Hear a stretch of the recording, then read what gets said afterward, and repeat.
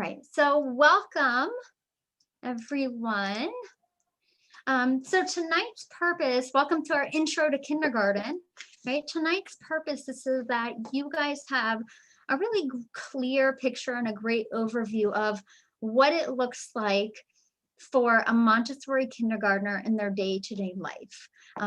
We're going to cover curriculum, the extensions, what's different between that second year and third year, expectations, sensitive periods, all of that good stuff. It certainly does not do justice like it would if we were all in a classroom and we can touch and feel and look at the materials and really see it in person. But nonetheless, here we are. Miss Debbie, Miss Nora have made a beautiful presentation to show everybody a really great overview of the different parts of the classroom. And then they'll speak to the extensions and things that our kindergartners are working through.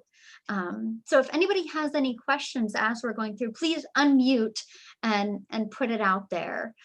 We certainly want this to be kind of roundtable talk. If you have questions, there's a good chance that other parents are thinking it as well. If you have questions specific about your child, then I say reach out to your teacher. And you can set up a great meeting time to talk and facilitate what that looks like. All right. So without further ado, Miss Debbie and Miss Nora for our kindergarten presentation. Hello, everyone. Hello and welcome.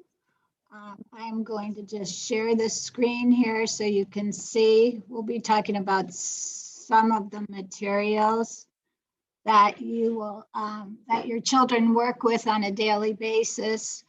In the overview, we're going to be talking about all the areas of curriculum: practical life, language, reading, writing, sensorial, math, geography, as well as science, garden, and botany, and as well as some of our specials, which Spanish and music and art. Now, the areas of curriculum are all the same. The children all work in all these areas. But as, let me see if I can make this a little bigger. As they get to be a little older, the areas they go into them more in depth. Pretty much like they do with reading. They'll start out with sounds, then go to words, then go to sentences. So the curriculum consists of a continent that we study every month, a different continent. Sometimes we study the continent for longer than a month if the children are very interested. From there, along with the continent, we'll do anatomy or zoology. So the children are learning about mammals and birds and reptiles, and amphibians, usually one a month, as well as insects, arachnids. So these are terms that the children become very familiar with. As a 3-year-old, it might just be that they know the word mammal, and then as a 5-year-old, they are able to give what a mammal is, that it has fur, that it drinks its mother's milk, that it's warm-blooded. And so they will develop more depth in each of these characteristics. So we go through pretty much sea life, everything. And we also have our specials, which we do like Diwali, Thanksgiving, Cultural Peace Festival. As a kindergartner, the children get work plans. They're very excited when they get their first work plan. And sometimes they get them like, if they've turned 5 and they just need a little more, but they're not a true kindergartner yet. And this will cover all the areas in the classroom. You'll see that for math, we have our beat stare, sensorial, language. And what we do with these is it's a week long. We start on Monday. We fill them out with the children. So I'll say, okay, what would you like to do in math today? And they might say, well, we want to do counting 1 to 10. And I go, I think you've done that for, quite a while. Let's pick an activity that you find really challenging. I might suggest the bead stairs or golden bead addition or multiplication. And then we'll go to language. What would you like to do in language? So we fill it out together so that they know, and they become pretty adept at knowing what's expected and what kind of work they could do. The children still, I know most of you know about our practical life area, which is unique to Montessori. And here's a picture of some of the beautiful lessons. The children still at a kindergarten age go into practical life. It's in practical life that they develop fine motor development, care of self, care of environment, grace and courtesy. And as a 3-year-old, they might just spend a lot of time developing their pouring skills and developing the small muscles in their hands. But you also learn in this area, you learn how to focus left to right. All the lessons go from left to right. They become more difficult as you go along, so they develop your sense of focus. For the kindergartners, the lessons might be more about buttoning, tying shoes, sewing, threading, setting the table, but it's also care of the environment. They'll help us with dusting or watering. My kids love to wash the windows when they're outside. It's all practical life skills that they're able to take home. Sometimes it's just a kindergarten to presenting a lesson to a younger friend. So they may be in the practical life area actually teaching a younger friend how to take out their mat, how to go to the shelf, how to hold their tray. So it's really nice to see that in the 3rd year, the older friends become really the teachers of the classroom. So I think that's really neat to see that. And they also, it's in this year that they've been listening to us saying, well, how would you ask for that? How can you talk to your friend?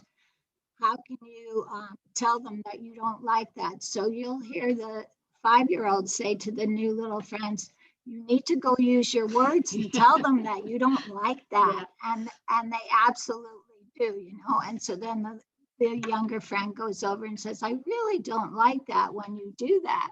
Or they teach them how to put, we have in the Montessori classroom, if they need the teacher's attention, they put their hand on our shoulder so we're aware that they're there. So you'll see the older friends go, remember to put their hand on the teacher's shoulder, so it's cute to see. You can't interrupt the teacher in the middle of a lesson. So they really learn not to interrupt and how to use their manners and please and thank you. And a lot of times they might ask to be the greeter in the morning to help greet the children that are coming in, and how to speak in, we're very good at having them speak in a soft voice in the classroom. Loud voices are for outside. It doesn't always happen, but we really try, we work on it. But practical life, is a place where they learn all of the skills. They learn independence. I always say, never do for a child what they can do for themselves, because when you do something for them instead of waiting, they never learn to accomplish that skill. And sometimes we're very quick to jump in and help a child at a skill, but we need to just kind of step back and let them do the actual skill themselves. It's very it's hard to wait, but when you do, their smile, like zipping, has become a big thing with the weather this last couple of weeks. And when they finally do it for the first time and they zip, the smile is great, and they go on to try and show their friends, oh, I can do it for you. Right. Or even the older friends tying the shoelaces with the younger friends. I mean, they'll sit on circle and they're trying their hardest with the laces, and they're like, we're almost there, we almost did it, So it's a great sense of leadership that they develop, and Absolutely, yeah. we always use the word that you're the mentor in the class, and they straighten right up. So now Miss Nor's going to talk a little bit about language for the kindergarten year. So here's a typical language shelf in a Montessori classroom. So the shelves consist of activities that promote language development. So storytelling, sequencing, things that go together, opposites, rhyming, letter recognition, phonics, metal insets, push pinning, letter tracing, the chalkboard writing, name writing, and many, many more lessons. So the intro to the language lessons, the reading, and I know a lot of parents have a lot of questions about reading. So in the Montessori classroom, we start with the phonics. So we teach phonetics, and we use concrete materials. As you can see here on the right, there's a picture of, we call these the sandpaper letters. So they're hearing, touching, and feeling, hearing the sounds. So then we move into matching objects and sounds. So this would be a typical 3-4-year-old. As they move into their kindergarten year, they're building on what they've previously had. So they'll start to do word building. They'll start to read 3-letter words, then they'll do 4-letter words, and they'll then move really into the more advanced kindergarten lessons. So our next is the metal insets. So these are actually indirectly preparing them for writing. So our kindergartners would typically make booklets. So you probably see a lot of booklets coming home in their folders with staples. And this is typically one of the lessons that they would do. So our kindergartners would make the booklets and actually write what each shape is. And then there's different, more advanced lessons with these metal insets that they would take, and they would draw different lines and make different designs. So typically the 3-year-old would just do the basic shapes, and then the kindergartners would be doing more advanced lessons. And then we move into our movable alphabet. So this is a big lesson in the Montessori classroom on our language shelf. And as you can see, we have a kindergartner on the right building words. So once they've mastered all their sounds, then we move into the movable alphabet. So here they're making making words like log, bus, hen, and fan. So they're sounding them out. Let's find the word or the sound L. So they would go to the box and find them L. Og. So they're making the word. So typically a 4-year-old may build this, but may not be writing, as a kindergartner is building the words and actually recording the work in their folder or on a piece of paper. So this is it's a big lesson. So they can be building 3-letter words, 4-letter words. They could be doing blends, magic E lessons. So, I mean, this is a really big lesson. So like I said, if they're not really ready for the writing, we'll do a lot of the movable alphabet work with them. And then we're going to move into writing. So when a child begins to write, we focus on their pencil grip. So a lot of the friends will hold the pencil like this when they're 3 and 4. So now we're working on the pencil grip and the control of the pencil, the writing strokes, the formation from top to bottom, from left to right. And then as they get more into the words, the reading, they're going to start doing more sentence writing and reading. So they're going to start with more punctuation, capital letter at the beginning, period at the end, and we do a lot of the spacing too, because they typically will write a sentence just all together. So at the kindergarten level, like, we're really focusing on what is a sentence, the spacing, the capital, the period, and all that. So here in this picture, you can see 2 kindergartners writing, and then this friend is working on, I think, 4-letter words. So she's actually reading them and she's recording them on a piece of paper. And they will start to use the words in a sentence. So we'll say to the child, okay, you read these words, but use them in a sentence or use them in a creative story. So we'll do creative writing with them also, where spelling isn't quite as important, but where they learn to write a story, a beginning, a middle, and end with characters, with some action that's happening. Right, and usually in the afternoon with the kindergartners, we have enrichment time. So this is the time where they take out their journals and they may be writing about, like, for example, this month we're doing the Arctic. So they're really into penguins. So they may get a book from the library and want to write a story about a penguin or draw a picture. So that's more the afternoon, the more advanced kindergarten work, the writing, and then getting back to the reading. We have phonics readers, which pretty much every day we sit with the kindergartners and they read their reader. So they get to take it home and they get to read to you and they bring it back and then we follow up on the next reader. So they're just building and building and building. And usually by the end of the kindergarten year, some of them are actually reading chapter books. Right. So they can be reading pretty much advanced books. I mean, others may not, but some of them, if they're ready for it, they just keep going, They can really move at their own rate. So we have some that might be reading chapter books and some that are just starting to read, and that's the rate they're gonna, be on. Eventually, they're all gonna catch up to each other as they get older, but it's a new, process. So they also will start doing things like animal research papers where they just, we work on it with them where they like to be scientists. And so we say, okay, well, what does first describe it and where does it live and what's a really neat fact that you found out about this animal. And they find out facts I never knew, which are really cool. So did you know there's like 5 different penguins or something? Right, You're yeah. like, wow.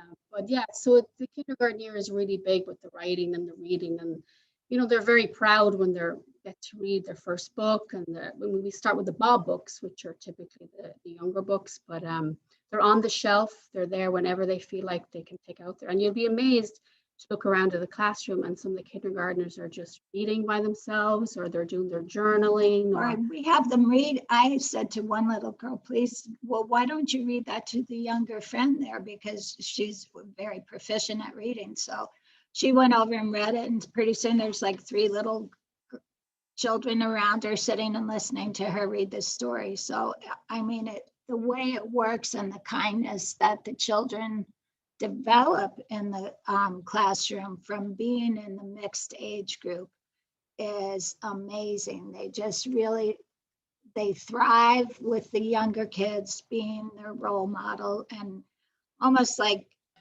being a senior in high school. I usually compare it to, they're the big men on campus. Right, they've waited for this year for Yeah. 3 years. So, I mean, it's a big confidence booster. So those children that might start off a little quiet or a little shy by their 3rd year, they're like in the classroom. I know what to do. I can help. And they're the ones that raise their hand and know what the characteristics of a fish are or an insect, and they're raising their hand and telling us.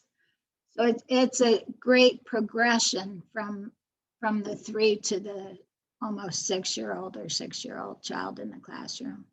And then the more advanced 2 lessons will be like parts of speech we do. Like this week, we're focusing on compound words.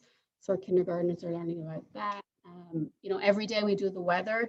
So we talk about words that describe the weather. So automatically the kindergartners would say, oh, that's an adjective. It's a describing word, So the younger friends are hearing the words, but the kindergartners are actually able to connect and say, oh, that's an adjective. It's a describing word. So I mean, it's pretty amazing to see how much they learn after the whole 3 years of being in a classroom.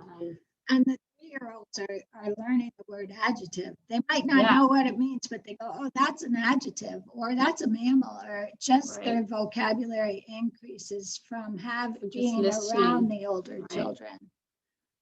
So moving on, then this is just the picture of a typical library in the Montessori classroom. So we have fiction and nonfiction books that relate to our themes. So like we said, our older friends, if they're doing animal research, they will be able to go to the library and pick a book about penguins, about polar bears, and then they would go to their journal and write a sentence about it, or share even a book on Circle about the typical animals that we're studying. So our library is a very popular, popular, area in the classroom. And then moving along to our next area of the classroom, which is called sensorial. And this is a very busy area in our classroom. So typically when a 3-year-old would come in or a 4-year-old, we present this picture here, right here. It's called the Pink Tower.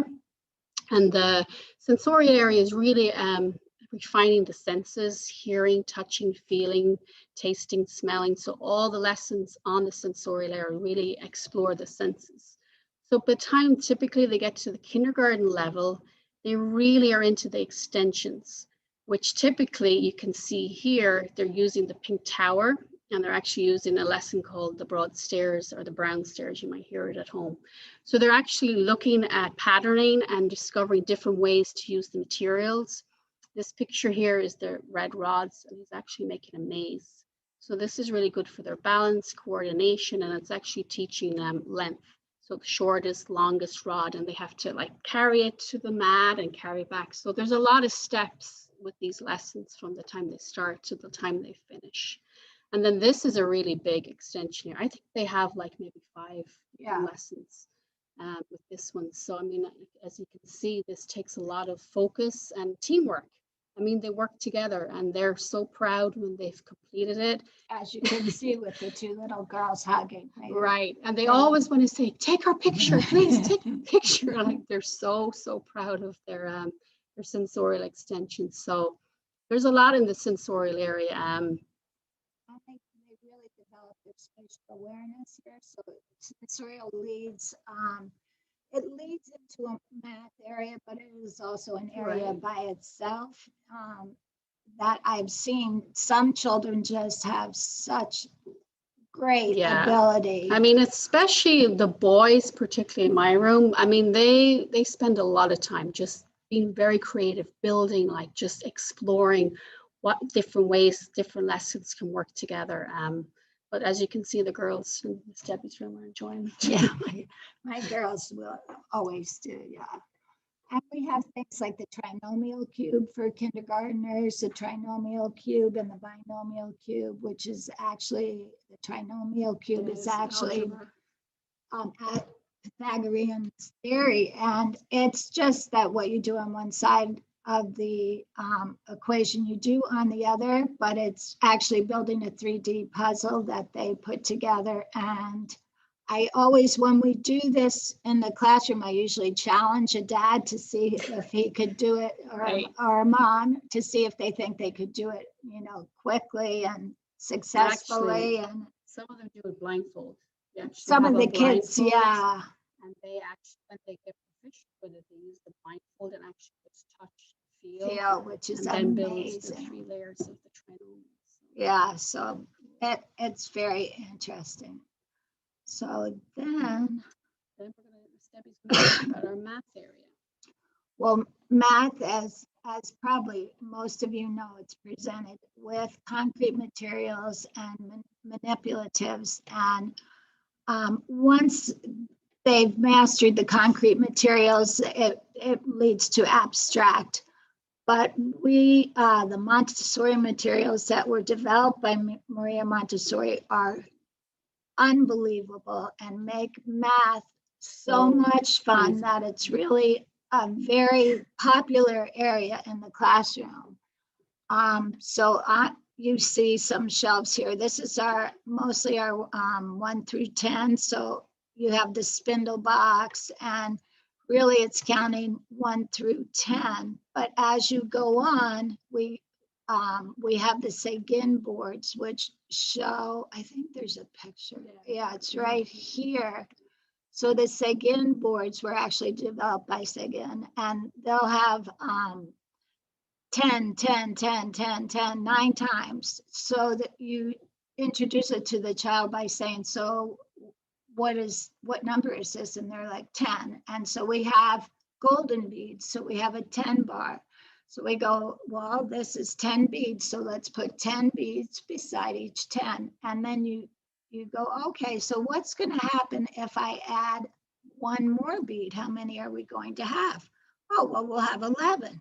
And then you slide the 1 in to cover the 0, and you see the number 11. And we do that up to 19. Then they go to the 10s board and they get 10, 20, 30, 40, 50, and they can actually go through making all the numbers with the quantity. So it's very, to learn what quantity and that it gets bigger, it's visual, as well as, just to see the numbers. From there, they'll go to the 100 board, which is actually putting the numbers in order 1 through 100.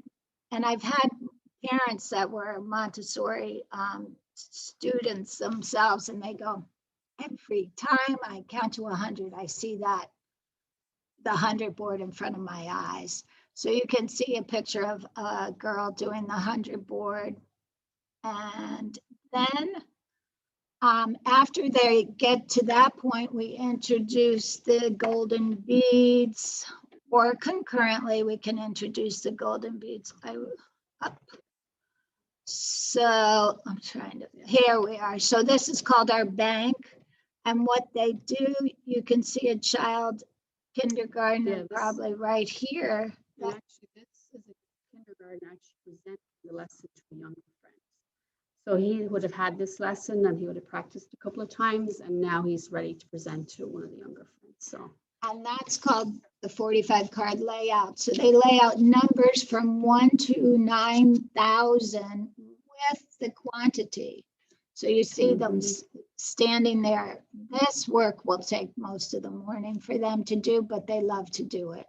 And I mean, they don't just do it once. It looks like it would be very involved, but they really like to do it. Especially when they hear it's the bank game. Yeah. They get all excited. We're going to the bank. Let's get your tray out. You know? So from this, they learn how to do addition into the thousands. So they can learn to add 1,523 plus 3,490.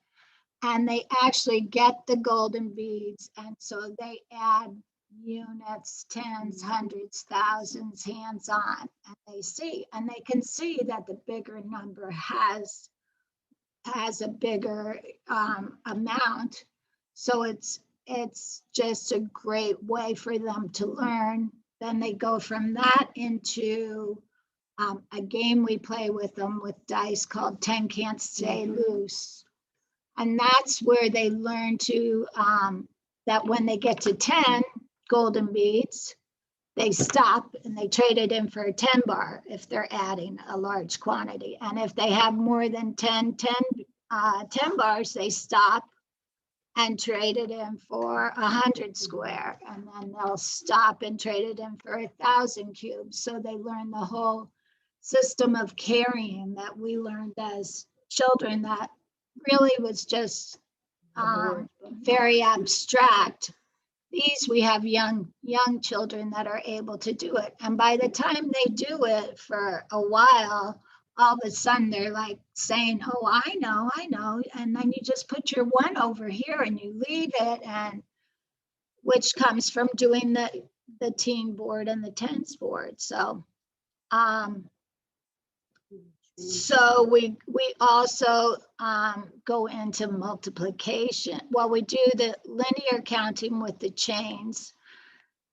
And that's where they have the cubing chains and the squaring chains. And so they learn, it's a way of learning skip counting.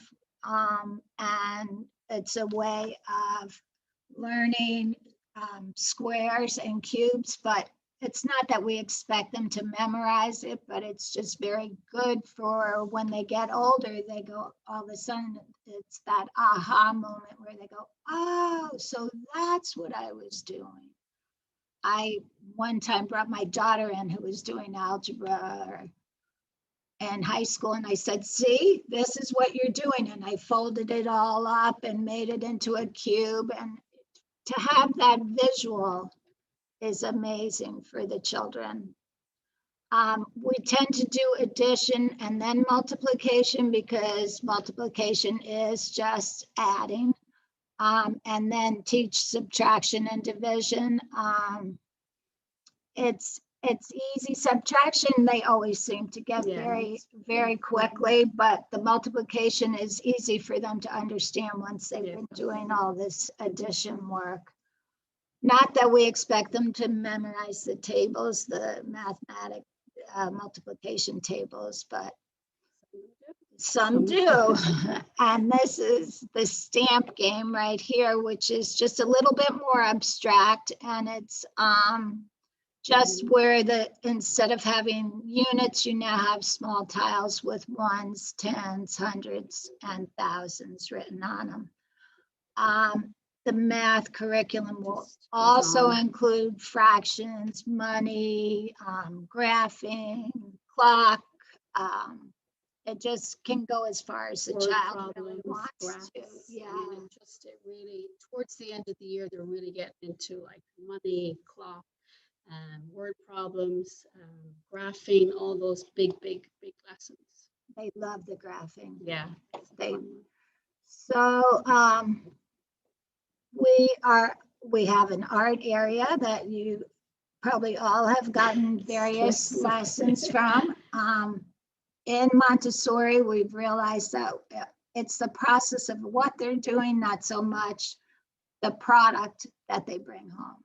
They're learning to use their hand, their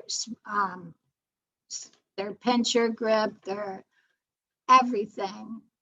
The Play-Doh is helping with it. Pin pushing is helping all with their small muscles in their hand.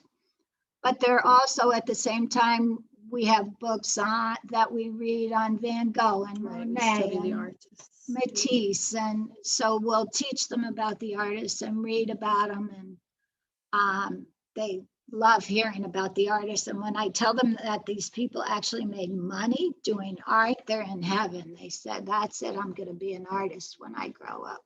Yeah, we really let them be creative. I mean, there is lessons on the shelves, but sometimes they just get their piece of paper and they just cut and glue, and we just let them go. And tell stories too. Yeah, and sometimes the pages can be like this big, you know, but that's their art, you know. That's just them being creative. And by kindergarten year, they're actually in their journals. Right, I'll say, now you need to illustrate the story that you wrote. So they will do that also. Geography is, I mean, geography is unique to Montessori.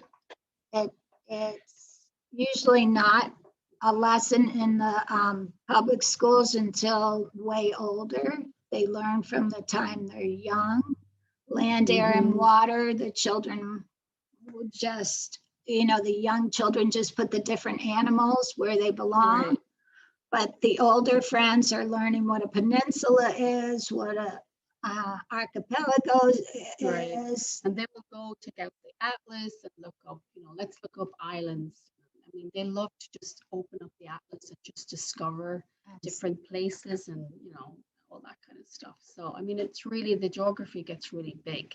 I mean, and the cultural part of it is that when we're teaching the continent, we're also teaching about the food, we're teaching about the dress, we're teaching about the animals, we're teaching, so they get to know. We have maps, and they'll take the animals and they'll say, this animal, the penguins, can only live down in the southernmost hemisphere, and they'll put them in Antarctica and parts of Africa and parts of South America and New Zealand and Australia, but they know that that's where they go. And for me, I mean, geography was always something that you just learned about from a book. Right, exactly. This is just really more hands-on. We do a cultural peace festival. Oh, yeah, and at that point, when we do the cultural peace festival, the kindergartners actually make their own books. So when the parents come in to view at all the classrooms and look at all the artwork we've done, the kindergartners actually have books with research, how they found facts about animals, the foods. So, I mean. Oh, and we have food. The parents help with the food. I mean, it's one of my favorite things to study is the Cultural Peace Festival. It's more in depth than any of the other continents that we do, because we really get into decorating the classroom with the objects and artifacts from the country. So it's very neat. Science, very big. We just did experiments with blubber because we're doing Antarctica, and we had a bag of Crisco, which is very hard to find these days because everybody's very health conscious, and you put it in, and first the children put their hands in the ice water, and then they put their hands in the bag with the blubber. double wrapped and no blubber touches their hands. And they put it in the ice water and they go, well, it's not cold. And it's, well, some whales have 4 or 5 inches of blubber and penguins have blubber and it helps keep them warm. And so they realize what it's like, what protects the animals from the extreme temperatures. And our iceberg too. Yeah, and we did icebergs and we had snow. We made snow for our Florida children. And yeah, and worried about dog sleds and all kinds of things. I like the Arctic. It's a lot of fun to learn about, and especially for children down here because it's hard to imagine when they come to school with their winter coats on and it's, you know, not zero. So also gardening and botany and parts of the plant and parts growing seeds and dissecting seeds and watching the life cycle of the garden, and once the tomatoes stop producing or waiting for the cucumbers to come, it's all part of hands-on and actually seeing it first person. The last area talks about, or the picture is our outdoor area. So we really have a continued classroom outside. We have Montessori materials that the children can come out in the morning. They have their necklaces, they come out and there's practical life. We have language lessons, we have math lessons. So it's really nice for them to be able to go from the outdoor classroom back in. And I mean, we do all kinds of projects out there, whether it be in the garden or we're doing a science experiment. So it's a pretty busy Or volcanoes we'll do outside so they don't explode all over the classroom, which is always fun. They love to do that. But now is your time. Please feel free to unmute yourself and ask questions about any of the areas that you're interested in. Any questions about the kindergarten year that you might have? Let's see. Okay. No question. I have a question. Okay. Hi. I'm Miles's mom. We're in the Willow classroom. Hi. And I was just wondering, he had mentioned something to me. He's obviously in year 2. He had mentioned something about he said it was like a board, but he has a smaller board and then the kindergartners have a larger board, or it was like a mat. I wonder, not a work plan? Sometimes. I think, hi, it's Kathy.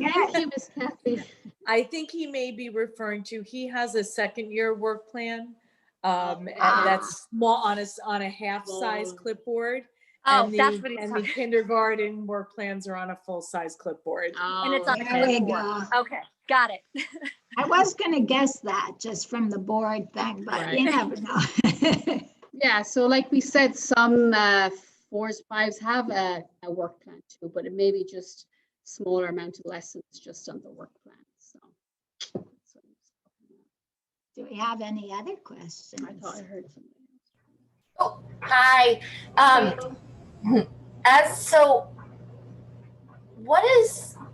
What can a kindergartner expect in terms of one-on-one, like with one of you guiding them? Like, does it change per year? Like, are you kind of going through the week and being like, oh, I haven't sat down with such and such, or how does that work?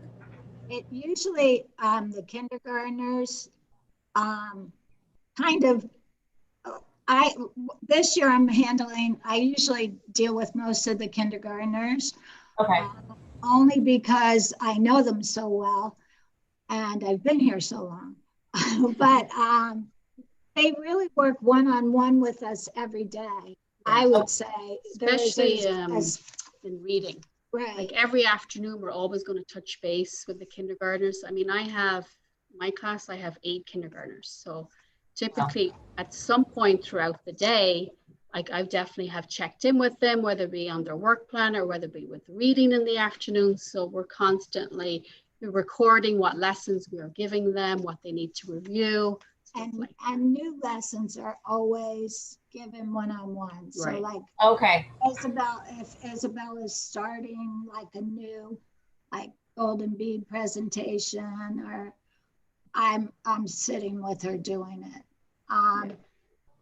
And then there's times that they want you to sit with them and you have to say, no, I know you can do that by yourself, because it also, there's a comfort factor there, you know, if they can just Totally. sitting. So, but I said, you know, we always say, they go, well, we don't know. I go, you can make a mistake.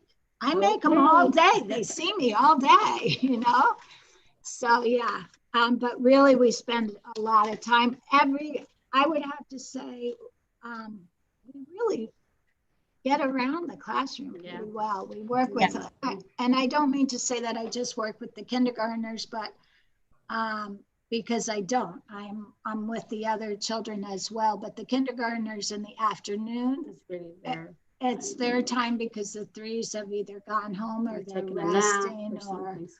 So, and even if they're in the classroom, they tend to be a little more tired. So they're kind of doing their own thing. Got it. Well, thank you. Okay, let's see. Anyone else? How about any more questions?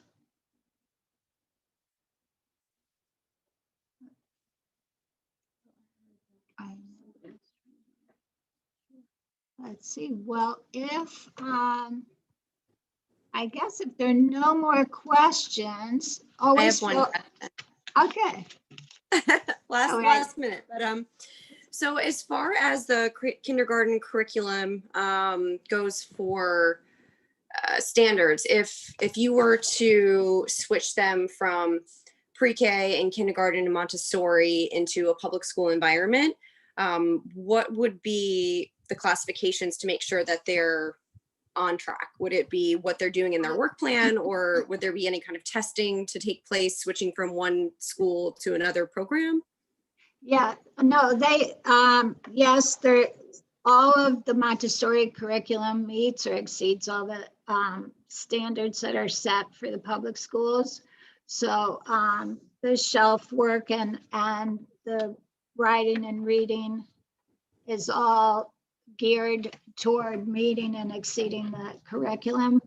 As far as switching schools, we do testing at the end of kindergarten year, really more for ourselves, but like they are tested and it's standardized. It doesn't really show the way we teach, because what happens is the testing is us reading a standardized test to the children, which is how it's supposed to be presented. And our children are not used to everybody sitting down at a table and doing the exact same thing at the same time. And usually they're reading it themselves. So most of the things the children probably could read themselves, but I have to read it to them. And they're like, oh, that's easy. Oh, you know, they just, but Yeah. Actually, really, we call it the bubble quiz. We don't kind of say it's a test, and they actually enjoy doing it. they love it. Nice. So they're always like, They're like, oh, can we do the bubble quiz again today? I'm like, okay, we can try it again, you know. there's so no pressure, you nerves, know. no, it's not Yeah. like in the public schools where they're like testing. We don't and do the that, kids are you know. afraid. Yeah. Yeah. But there's, like, I would say the difference when they go, if they go to public school, is that we really teach independence, Right. and public school really doesn't. So if they have to go to the bathroom, like our kids Ask, just yeah. go, and in public school, if they do that, they get in trouble. They have to raise their hand and get a pass, and Right. you know, and in our environment, if they're doing an animal research and they're really interested in it and they want to do it for, you know, 2 hours during the day, we let them. But if they're in public school, they ring the bell and you have to Move on, change, yeah. you know, Mhm. their thoughts. So Yeah. that's the difference. But our work plan allows for them to see, you know, that they have to meet other areas. They still, if they're working in language, yes, then maybe the next day they have to do 2 maths because they had missed it the day before. So Got it. Our math material is pretty advanced. A lot of first grade lessons are actually in the kindergarten program. So if they're ready for those advanced lessons, we just keep going with them, you know, so that they're like we'll do 4-digit addition.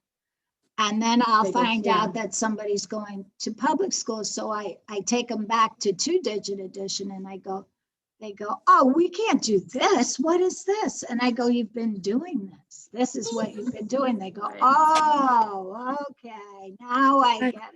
You want to So say hi to Miss? And hello. So nice to meet you. You say hi. Hi. I knew he was I'm going to still here, Matthew. I don't go home at night. Yeah, we've been missing you all week. Aw, you feel better? Yeah.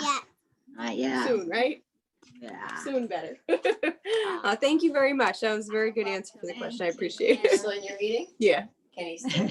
Yeah. It's fine. Okay. Any other questions? Any other questions? I just have one more question. So if they're not progressing or mastering an expected, skill, and maybe they're, just not progressing, Right. you know what I mean? And so when it's time to, and they're still maybe doing second year work, while they're in their third year, and they've mastered it to the extent when they're in kindergarten, would they be able to move up half the year, or would they continue that maybe fourth year for the entire year? Well, it really depends. It depends on the child. A lot of it is an emotional development too. So, we really look at the whole child. So emotionally, some kids are just younger, and we might say, it would be to his advantage if he was able to, or she was able to mature for, another year or. Yeah, because we tend not to move them mid-year, especially to first grade, because they've already started the curriculum and made friends, and I think that will be a very hard adjustment to make. So we would definitely kind of, meet the parent and decide maybe another year, or maybe they'll mature, The advantage of the Montessori program, I think, is if it's a maturity issue, we're able to give them materials and keep going. So we can teach a lot of the first grade level skills that they need. And the other advantages is when they go up to first grade, if they've all of a sudden, because what happens usually is all of a sudden it starts to click. And it's really, it's just your mind is growing and those synapses connect and you're ready. And if they take a year back in primary and go to first grade and everything's going, they can keep advancing rapidly there too. So they might go past their first year. So it's with the 3-year cycle up there too. If they're, want to go up to the third year level, they're able to do that. Okay, thank you. Okay.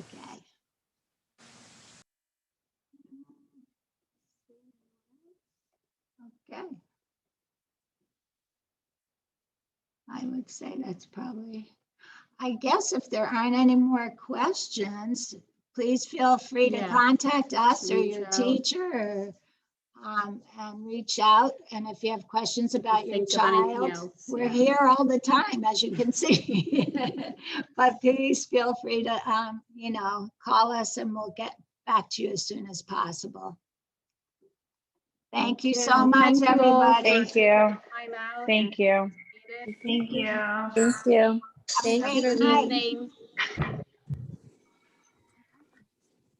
Thank you.